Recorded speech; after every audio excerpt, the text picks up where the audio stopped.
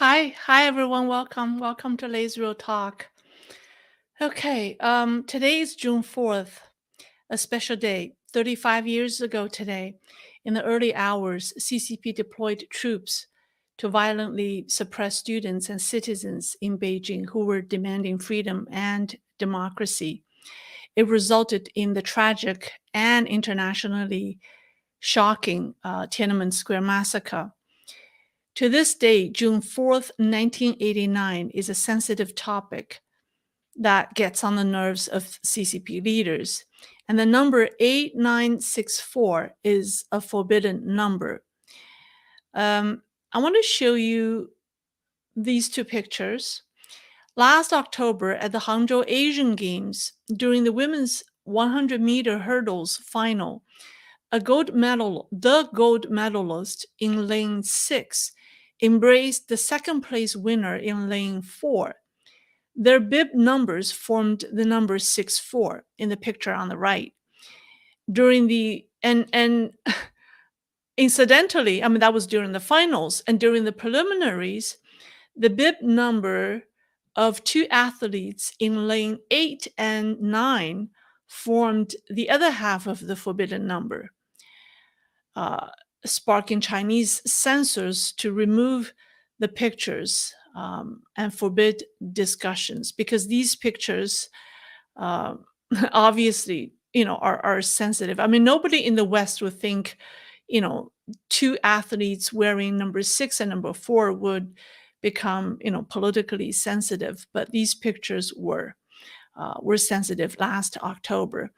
And then 2 years ago, on June 3rd, 2022, 2 years before, exactly 2 years ago, just before the anniversary of June 4th, a popular Chinese live streamer known for selling cosmetics, the guy on the left, had his broadcast abruptly stopped while showing an ice cream cake that resembled a tank. And this incident led to his temporary disappearance from the public eye. Now, CCP is nervous about, let me come back. CCP is nervous about June 4th because the number of people who died on that day has been a myth, has been covered up. The official number was 300 civilians, including 23 students, died. But we know that number is far from the truth. At the time, the Beijing bureau chief of the New York Times estimated that the death toll was between 400 and 800. And according to incomplete statistics provided internally by the Chinese Red Cross, there were 2,700 deaths and 30,000 injuries. And this number was coincided with Hong Kong's newspaper Da Gongbao, which also reported over 2,000 deaths and over 30,000 injuries. These numbers were reported on the second day of the massacre. I think the Chinese Red Cross hasn't really, checked their numbers, for being politically correct yet. But these numbers, yes, came out on the second day of the massacre. So there were over 2,000. So the 300 official number was definitely understated. But still, many those numbers were understated because the 2,000 casualties were only identifiable bodies that were found. And there were many more unidentified bodies that were not included. So even the Hong Kong newspaper and the Chinese Red Cross stated that in their statistics. So many people suspected that the actual casualties, including the unidentified bodies, would be over 10,000. We don't know. Media reports at the time also mentioned many extremely brutal details about the Chinese PLA. PLA soldiers who shot injured civilians and students to death, and some injured individuals were directly cremated. A few years ago, I've seen a report circulating online. It came from the CCP's internal military. I think it came from the PLA's internal statistics, and it was dated October 1989, a few months after the massacre, and it was extremely detailed. It listed the statistics of the deceased uh, people at a total of 26 massacre sites. So there were 26 massacre sites, and they were accurate to the single digit. And according to this data, the total number of deaths from June 1st to June 10th, 1989, was as high as 31,978, of which 10,974 were confirmed students, 7,992 were confirmed ordinary citizens, and 11,865 were unidentified. Unidentified individuals. If this report is true, it explains why the CCP is so sensitive about June 4th, 1989. So in anticipating the 35th anniversary of the event, Beijing authorities closed the Tiananmen gate all day today. Tourists who had bought tickets to visit Tiananmen were issued a refund. Beijing's subway closed one of its exits of Tiananmen Station for the day. Social media and online gaming platforms restricted users from changing their profile pictures or usernames to prevent them from commemorating the event.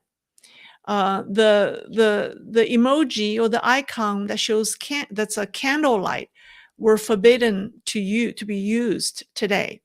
Schools across the country issued internal notices prohibiting group activities around June 4th, requiring all class activities to be reported a week in advance. Religious activities are strictly banned on June 4th. Some schools even impose strict controls on students' online communications. Students are not are not allowed to post any information on social media during this sensitive time. Previously, Hong Kong and Macau were the only places under Chinese rule where public commemoration of June 4th was legally permitted. Now they become more like China. On June 3rd, Hong Kong police enhanced their presence near Victoria Park, where vigils used to be held to commemorate June 4th. I heard from one source that Hong Kong police arrested dozens of people ahead of June 4th. And a performance artist who, where is he? Hold on one second. Oh, here it is. Yeah, so this guy, he is a performance artist, not a performing artist. Public performance artists. He will put on certain public acts in public. And he last year he shouted slogans. This year he was silent, but he just mimicked drinking. Drinking and raised two fingers to the sky without saying a word in front of a shopping mall. That's where he is, wearing white. And he was quickly surrounded by numerous police officers. And 5 minutes later, he was taken away. Regardless, people outside China have held the largest commemoration events ever in highly Chinese concentrated metropolitan areas such as Toronto, Flushing, New York, and Boston. In Flushing, New York, the event also caused pro-CCP protests. I think there were online videos showing diehard CCP followers shouting, long live the Communist Party, and also, they were swearing at the Taiwanese people at the event. So it was quite intense in Flushing, New York. But these, like in Toronto, Canada, the event attracted 2,000 people, which was never seen in the past in Toronto. So China's actions in Hong Kong and aggressive postures towards Taiwan have added a deeper layer of meaning to these commemorations this year. And so that's why it has attracted more and more people. Um, Despite the suppression, the truth about June 4th is being spread in China. Um, I forgot to capture that image. I saw an image. There are QR codes being posted on a wall on a wall in public places that says, "Scan the code to win prizes." In China, and it leads to an old newspaper, an image of an old newspaper about what happened on June 4th, 35 years ago. So people are putting up these. Um, People are doing their own, using their own ways to commemorate the event. So, in recent years, public protests and unrest of various scales have been erupting in China every day, from the guy named Peng Lifa, who put up banners with smoking, coming from the banners or coming near the banners on a Beijing bridge, uh, uh, near the foreign embassies. Right, it was Sitong Qiao near. It was in the embassies district. From that guy putting on banners demanding freedom and democracy to Foxconn workers protest and walk out in November 2022, to the white paper movement and the various protests demanding back pay, compensation for lost investment, access to their bank deposits. Um, these protests have sprouted up every day in China. So the question is, will we see a large national scale event like what happened in the spring of 1989, which led to the June 4th massacre? I mean, the question is, will we see a national? I'm not saying will we see a massacre again. The question is, will we see a large national scale, large national scale protest, similar to what we saw in the spring of 1989? The answer is a very complex one. I don't want to give you a simple answer. I want to first tell you, those who say yes, their views, and they have very strong arguments to say yes, they're likely to happen. Um, those who say yes believe China will soon have a large scale protest or protests because the problems Chinese society is experiencing are the same as the problems 35 years ago. If anything, they are worse than 35 years ago. The economic, political, and social disturbances or troubles that caused the 1989 movement are ever more present and threatening today. So the first is economic problems, right? Two of the most important reasons for people to come out and publicly support the students 35 years ago were inflation and high unemployment rate or high unemployment. And these are, as we know, these are all pressing economic issues facing the Chinese society today. So back in the 1980s, China had a dual track pricing system. This allowed prices for some products to remain fixed while others could fluctuate. However, the persistent product shortages led to higher market prices, and CCP officials and their families used their privilege and authorities to buy products at lower prices and sell them for a profit. And additionally, excessive and rapid increases in the monetary supply resulted in an inflation, and also a third of Chinese factories became unprofitable. Unemployment was a serious problem. However, then CCP reacted. A reduction in monetary supply in 1988 led to difficulties in serving many financial loans that companies took out. So this forced Chinese companies, at the time, most of them were still state-owned, uh, forced them to cut jobs, leading to high unemployment. So in 1988, Deng Xiaoping agreed to normalize the pricing system and get rid of the double-track pricing system. He wants to use the market pricing system. But when the news when the news of relaxation of the price controls spread, it triggered public panic, and people began withdrawing cash from banks and hoarding goods. And the government then quickly revoked the price reform policies within 2 weeks. They went back and forth. But the impacts were already felt. So from 1987 to 1988, official reports, this is official CCP reports, the reality could be worse. The official reports indicated that consumer prices in Beijing rose 30%, causing working class people unable to afford basic living. So the situation is very similar to what's happening now. Chinese leaders wobbling positions between market and controlled economy, and their ineffective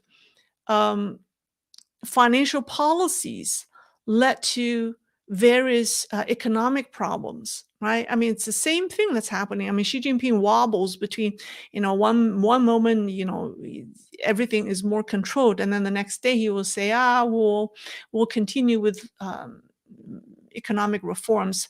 He is also wobbling between these, between the left and then the right. So now Chinese are facing skyrocketing energy costs and food costs. Water prices went up by 50% in Shanghai recently and 34% in Guangzhou.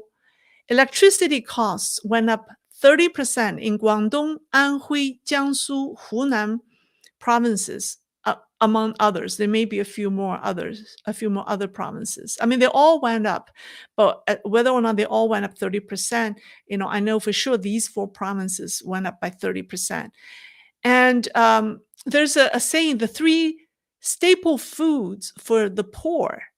The poor Chinese people live on 3 types of food: instant noodles, pickles, 榨菜, which is the spicy Sichuan 榨菜.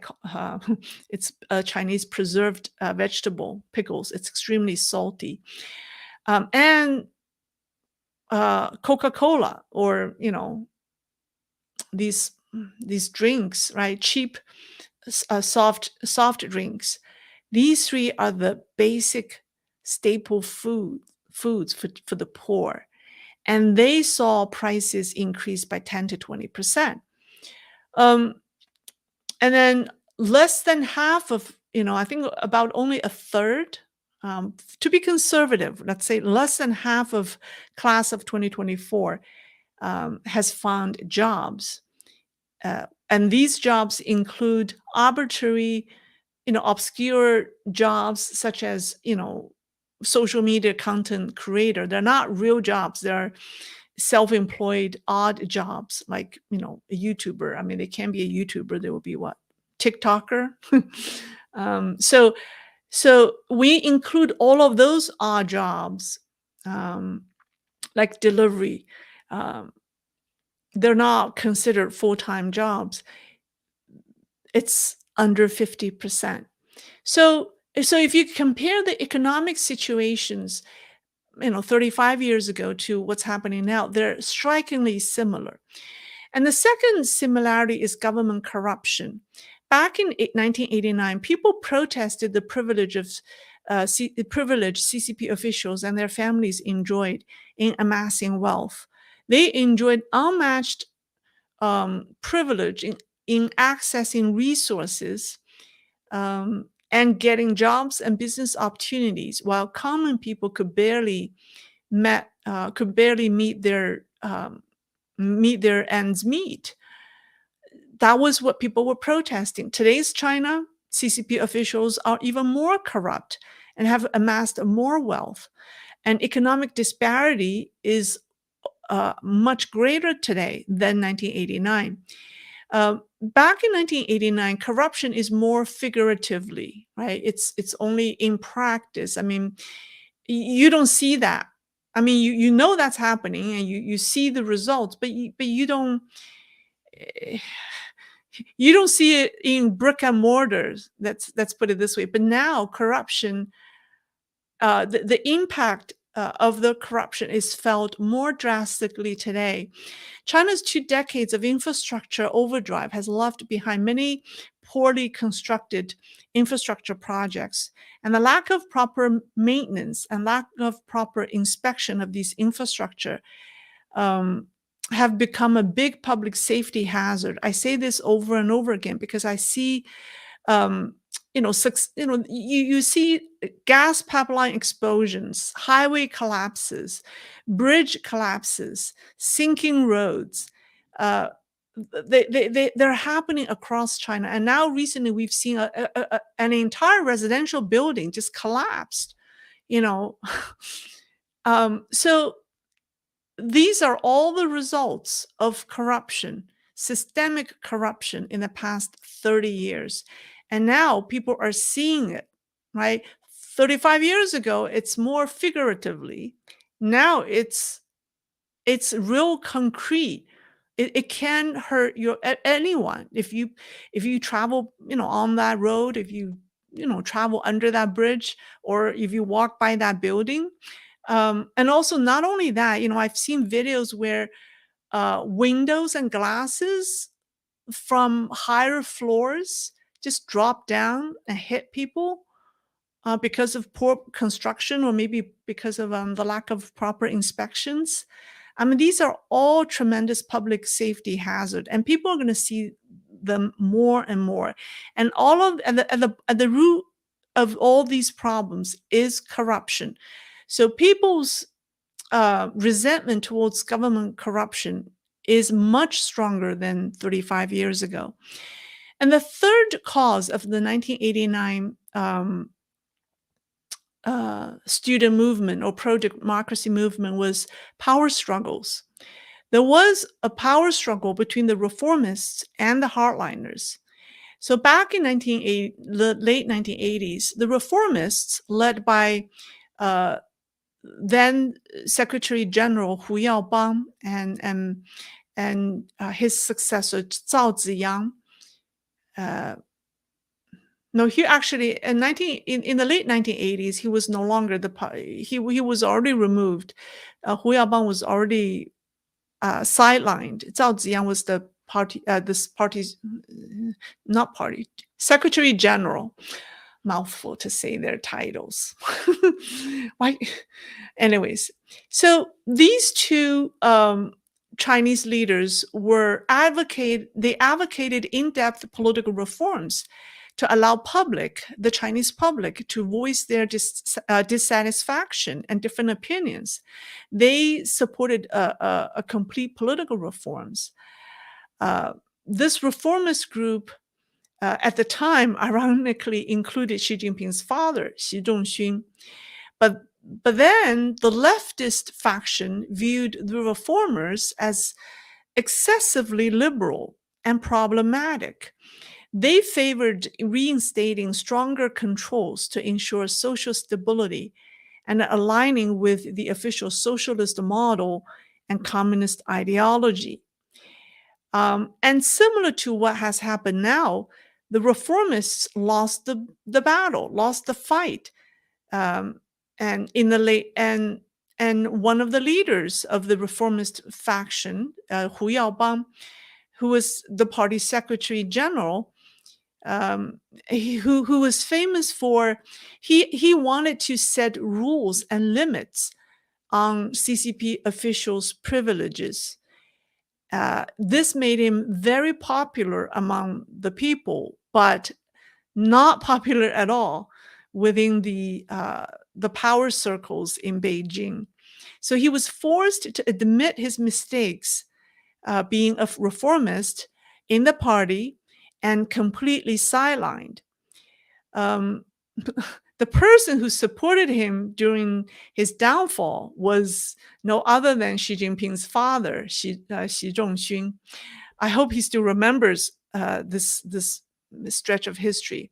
So you see, the political division at the time eventually triggered the pro-democracy movement. So on April 8th, 1989, Hu Yaobang was admitted to a Beijing hospital due to a heart attack. He passed away a week later, sparking strong reactions from the students. Posters praising him began appearing in university campuses in Beijing, calling for a reassessment of his political legacy. These posters quickly started to address broader political issues such as press freedom, democracy, official corruption. And after his death, spontaneous gatherings formed near the monument of the people's heroes in Tiananmen Square. And memorial halls were set up in Beijing University and Tsinghua University. The day after he passed away, and this movement spread quickly. He passed away on April the 15th. The day after, on April the 16th, students in Xi'an and Shanghai began organizing similar small gatherings. So driven by the university students, what started as simple memorial events for Hu Yaobang shifted towards demanding government control over inflation, addressing unemployment, tackling official corruption, government accountabilities, press freedom, democratic politics, and freedom of association. 35 years have passed. The regime has not addressed any of the above issues brought up by the Chinese people 35 years ago. If anything, they're worse now than then. Now, the Chinese society is sitting on an erupting volcano with more severe internal political struggles and problems now than the late 1980s. We've seen smaller scale protests taking place in China every day, and mid-sized protests erupting from time to time. So many people believe that once they reached a critical mass, a large-scale protest similar to the ones in 1989 will sooner or later take place. So that's the view on why they believe this will happen, because the trend is going in that direction, and there's no way you could reverse this trend. However, there are a number of reasons why it's difficult for such a large event to take place. And the first reason is, I think I should come back. Maybe I should leave the picture here. I love this picture. Let me come back. So there are a number of reasons why it's difficult. First, the Chinese people have lost confidence in themselves. It's very sad. Many people do not believe that today's Chinese can demonstrate the spirit the students displayed in 1989. Corruption is systemic, and today's Chinese society is overly materialistic, and some people say depraved, highly depraved.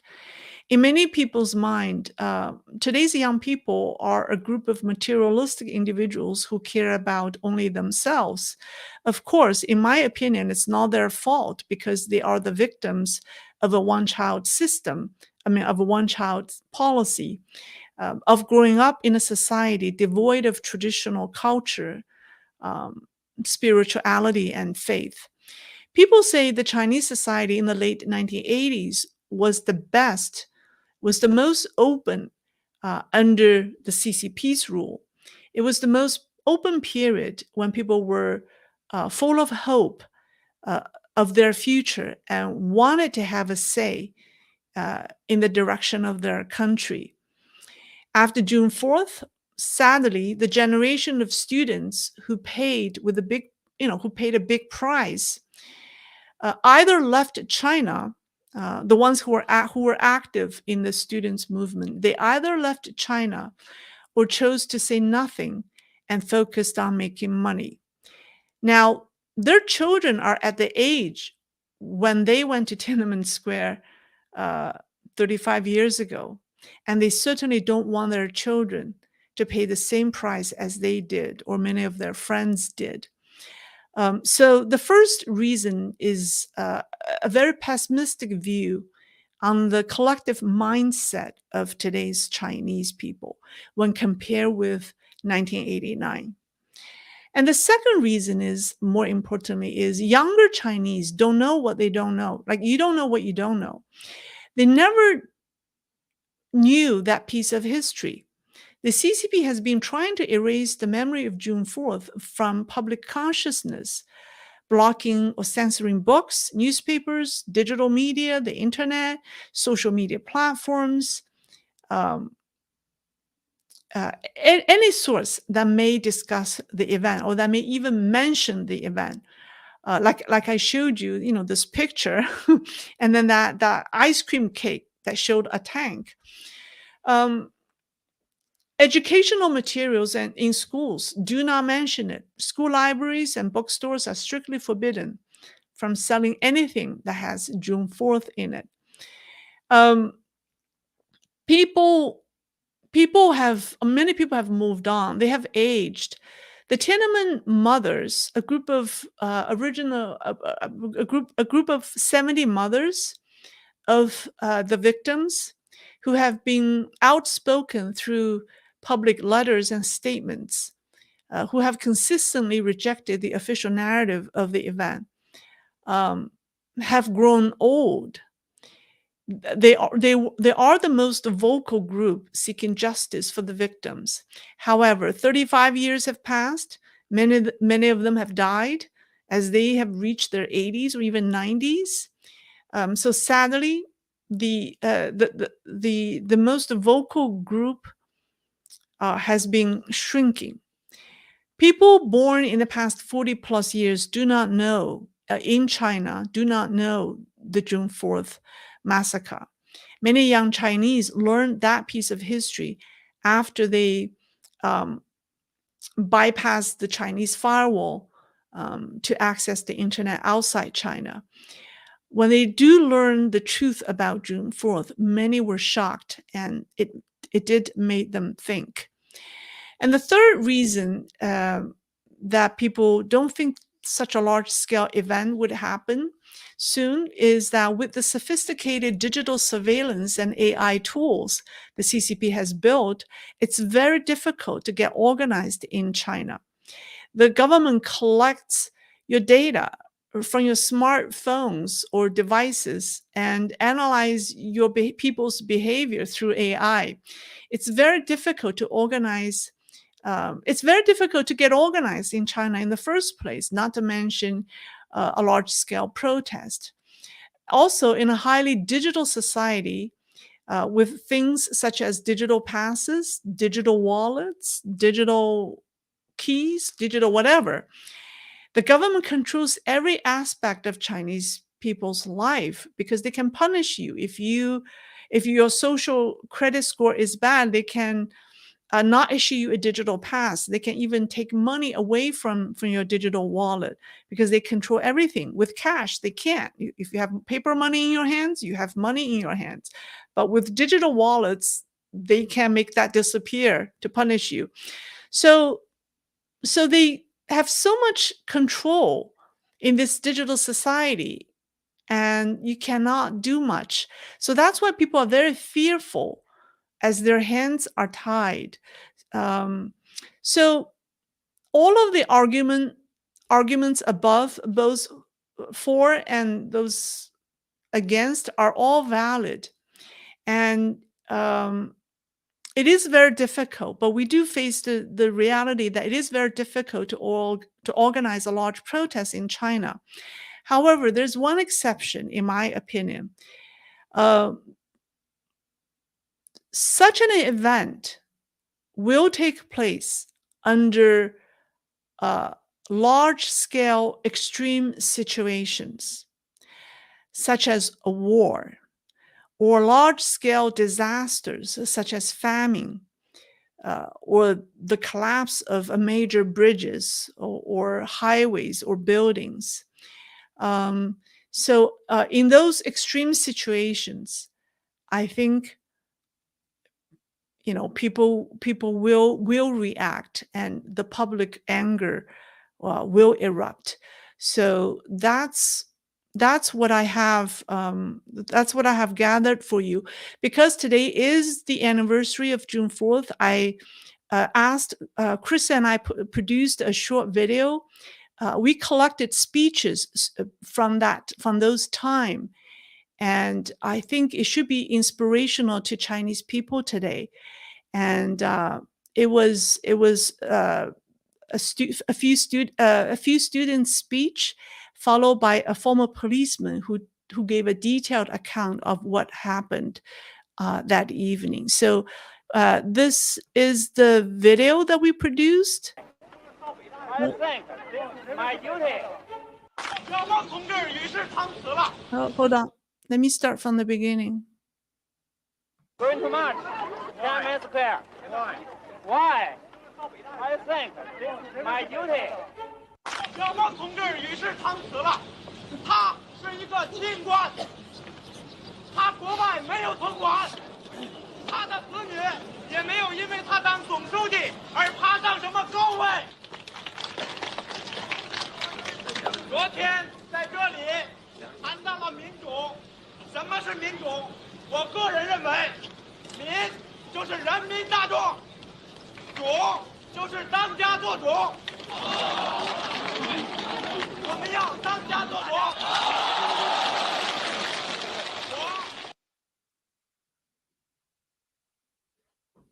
每一个有良心的中国人，他都会站出来，都会明确的表明自己的态度。对，警察万岁！说得好！警察万岁！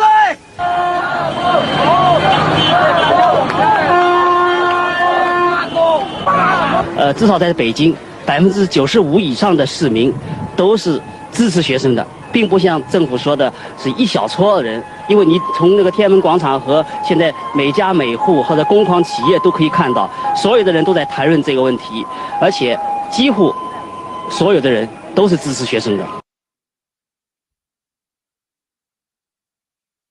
有老百姓就叫我们，哎，说这后边有部队。然后我们就开始拿那个大砖头啊，就开始往过砍。我们大约有200-300人，都是北京市民，把自行车都放边上了。我们手挽着手，我们都唱着国际歌。然后过去以后一看，都是军车。6月3号，纪检部队指挥部发了一个通告，就说那个今天晚上所有的市民都要待在家里边，如果出去，后果自负。哎，我这一听。这个肯定要出大事儿了，今晚上要干了。我丈母娘说：“你找死啊！你知道今天晚上共产党干什么吗？”我说：“我知道啊，开枪啊！大家就拿着砖、拿酒瓶子、拿石头，就是那边子弹就打，打，我们上面啾就飞呀。然后我女儿还挺高兴，还说：‘爸爸。’放炮竹了，过年了。我们刚跑进就听后边咣的一声，我一回头就看那公交车呀，坦克一撞就撞碎了，哒就往我们这胡同里边扫，你知道吗？啊，啪就往底下溅那个子弹，我一看噼里啪啦冒火星嘛。木樨地是最惨的，那个地方死了非常多的人，有的人就直接扔到河里去了嘛，有的人就没地儿跑了嘛，因为他冲锋枪扫嘛，就市民也都跳河，有的不会水也死了，就非常的那个恐惧。我到了复兴医院，当时停车棚子里边全是死人，大约有40-50人吧，男的、女的、老的、少的全有。很多人眼睛都没有闭上嘛，就是死不瞑目嘛。我们是出那个刊物嘛和传单嘛，我们都是往各家各户送，当时也都是省吃俭用的，把所有的钱都买成了那个油印机，那会儿还是手推的呢，然后买那个纸张，买油墨，买信封，买邮票，所以就是我们都过着很简朴的生活，都希望这个国家能好，所以我们才冒着这个，随时当时真是脑袋别在裤腰带上，你不知道哪个时候你就会被抓了，所以我们都是就是抱定一个信念：国家兴亡，匹夫有责。Okay, that's all. All right. Let me see what people say. Let me see if people have any comments. I feel it's very unlikely. We should do a survey now. So how many of you think, Chris, can we do a survey? How many of you think a large scale protest like June 4th will likely to happen? If you vote type 1 if you think yes, 2 if you think no. And let's see what happens.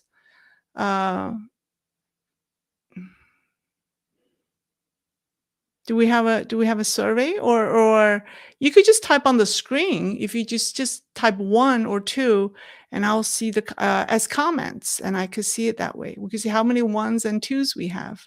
We can gauge. Speedy almost. I made it late. Oh, thank you, thank you. Well, welcome. Let's see.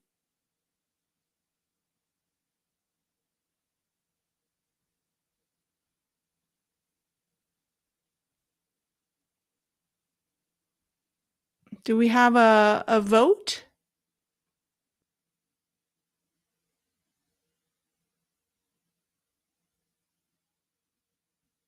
From Brian Cow. Well, thank you, Brian. Thank you.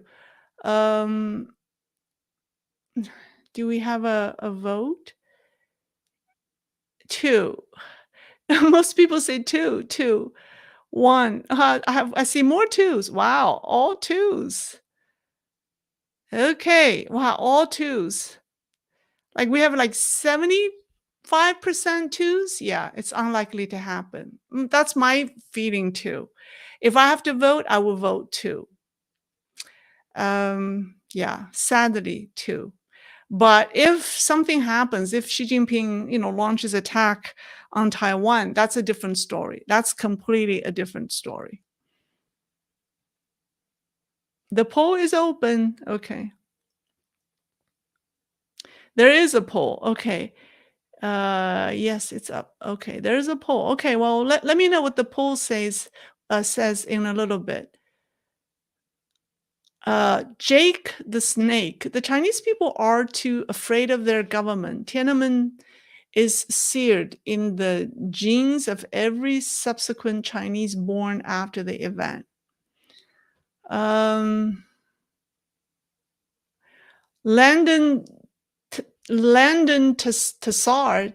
Tassar, I'm not qualified to answer.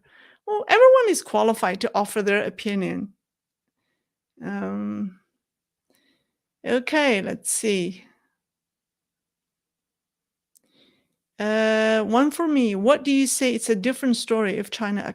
Why do you say it's a different story if China attacks Taiwan? Because when that happens, Chinese society will lose its normality. It will be like back to zero COVID type of society. It will be highly controlled. People's social activities and economic activities will be severely restricted. It's almost like asking people to go back to zero COVID time. And I don't think the Chinese society will be ready for that. I don't think the Chinese people will want to go back to zero COVID. So that's why there will be unrest. Or maybe in the first stage it will not be, but after some time Imagine the economic sanctions imposed on China. Imagine the economic hardship on the Chinese people and the severe military and the military control, right? So the martial laws and all of that. So I don't think people will be willing to live in that kind of a state. So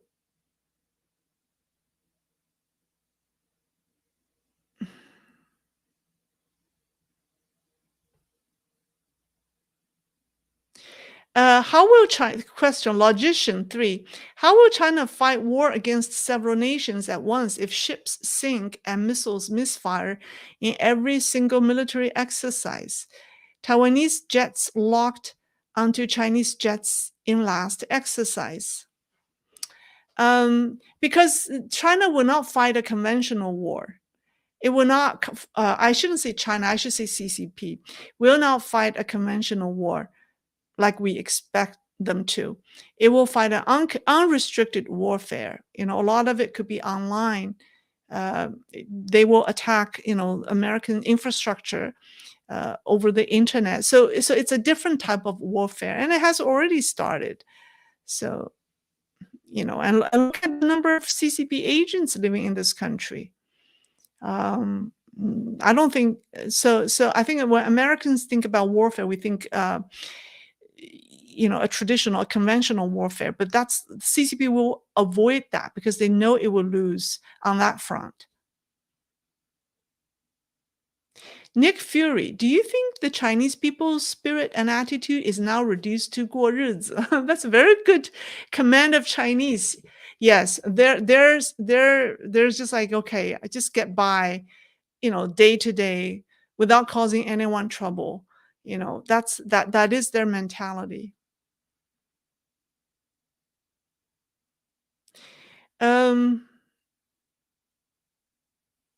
Okay.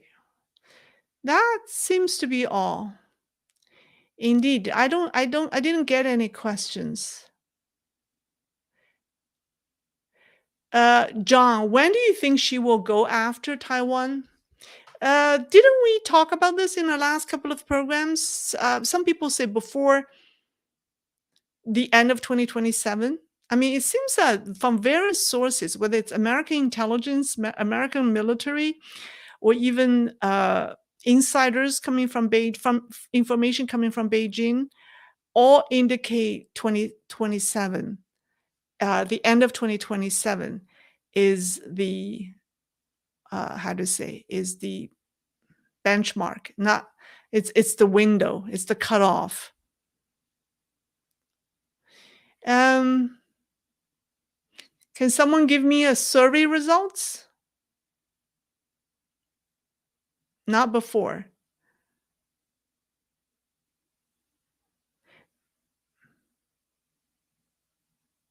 Okay, the propaganda. Okay. Simulant, do you have your live chat window set to all messages? Yes, I think so. That's how we set it up. I think so. I have to check with Chris. 59% no, 41% yes. It's close. Okay, it's very close, but it's leaning towards no. All right, Infinite Streams TV. Do you think NOCO will activate after China will attack Taiwan? NOCO? NOCR. What's NOCR? I don't know what that is. NOCR? No, it's okay. All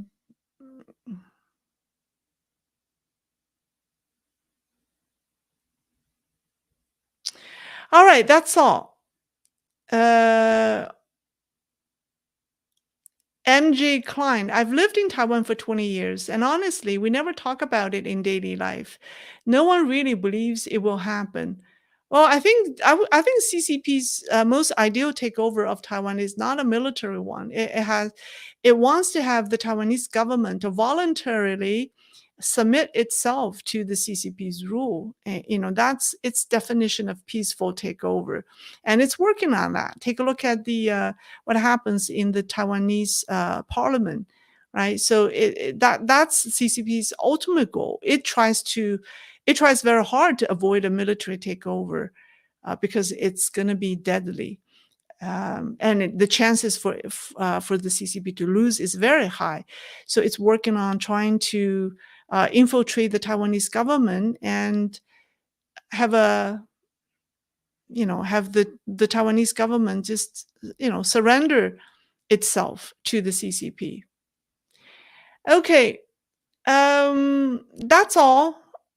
Thank you very much. I will see you later this week. Thank you. Bye-bye.